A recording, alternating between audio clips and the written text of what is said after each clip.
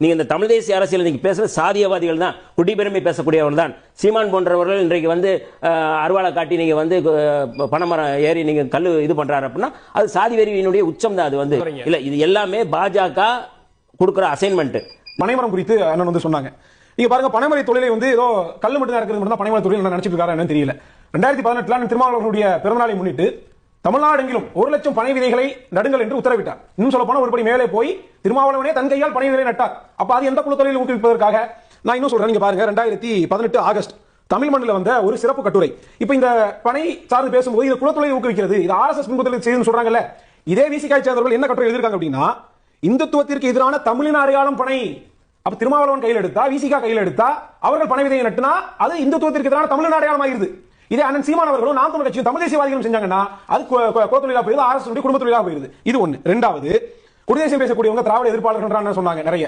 இப்ப நாங்க இந்த திராவிட இந்த கோட்பாட்டை எதிர்க்கிறோம். ஆமா எதிர்க்கிறோம். இது வந்து திராவிடன்ற ஒரு இனம் கிடையாது, திராவிடன்ற ஒரு மொழி கிடையாது, அதுக்கு ஒரு நாடு கிடையாது, வரலாற்று திரிபு, அது பொய்ன்னு சொல்றோம். இன்னும் சொல்ல போனால் இதுவே ஆரிய அறிவரடி, ஆரிய கண்காணித்தனம் சொல்றோம். இதை நாங்களா சொல்றோம், இல்லை. கடந்த காலங்களில் விசிகா பேசியதான் திருமாவளவன் பேசியதான் நான் சொல்றேன். நீங்க பாருங்க, ஒவ்வொன்றுக்கு மேல ஆதாரத்தோடு சொல்ல முடியும். 2 நிமிஷம் அனுமதிங்க. தாய்மண் இதழ்ல ஆகஸ்ட் 2004 வந்த கட்டுரை எங்க பேசியது அப்படின்னா, கரும்புலிகள் நினைவு நாளில் திருமாவளவன் முழக்கம். என்ன முழக்கம்? தமிழனை தமிழ் தேசியம் வழிநடத்தாமல் இல்லாத திராவிடமே வழிநடத்துகிறது அப்படின்னு திருமாவளவன் பேசியிருக்காங்க. இது போக நீங்க பாருங்க, சொல்லிடுறேன், ஜனவரி 2005 வந்த ஒரு கட்டுரை. இந்த கட்டுரை என்ன சொல்றாங்க அப்படின்னா, இந்திய தேசியம் என்பது பார்ப்பனர், மார்வாடி, சிந்தி இனத்தவர்களின் சுரண்டலுக்காகவும் திராவிட இனக்கோட்பாடு என்பது, கவனிச்சுக்கங்க, திராவிட இனக்கோட்பாடு என்பது தெலுங்கு, கன்னட, மலையாளிகளின் சுரண்டலுக்காகவும் மண் பறிப்பிற்காகவும் கட்டியமைக்கப்பட்டுள்ளது. இதுல இன்னொன்னு என்ன சொல்றாங்க அப்படின்னா, இதில் சுரண்டலை விட மண் பறிப்பானது மிக கேடானது. அப்ப இந்திய தேசியத்தை விட திராவிட தேசியம் வந்து மிக கேடானது அப்படின்னு வரிக்கு வரைக்கும் எழுதிருக்காங்க. இந்த மாதிரி என்னால 100 சான்றுகள் தர முடியும். நான் சொல்லி முடிச்சேன், உங்க நேரத்தில் குறிக்கல சொல்லி முடிச்சேன். திராவிடத்திற்கு எதிராகவும் திராவிட இனத்திற்கு எதிராகவும், இன்னும் சொல்ல போனா அதனுடைய மூலவராக சொல்றாங்கல்ல பெரியார், இவர்களுக்கு எதிராகவும் இன்றைக்கு ஒரு கட்சியுடைய பொதுச்செயலாளர் இருக்கக்கூடிய அண்ணன் ரவிக்குமார் அவர்கள் கட்டுரை எழுதினாங்க.